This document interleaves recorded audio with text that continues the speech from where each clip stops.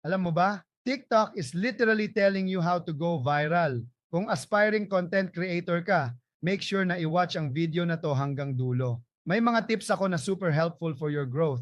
Tip number 1, search mo sa TikTok. How to go viral on TikTok. By doing that, sinasabi mo sa AI system ng TikTok na, hey, interested ka mag-viral? Watch mo yung mga lumabas na videos hanggang dulo. Huwag mag-swipe agad. Tapusin mo. Mag-like ka.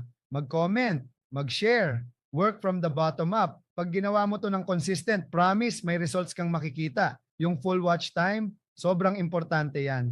As in importanteng mahalaga. TikTok wants to see you genuinely engaged sa ibang users. So please, no more doom scrolling. Gusto ni TikTok na mag-leave ka ng mga genuine comments na related dun sa video, i-like mo yung video, i-repost mo at i-follow mo rin yung creator.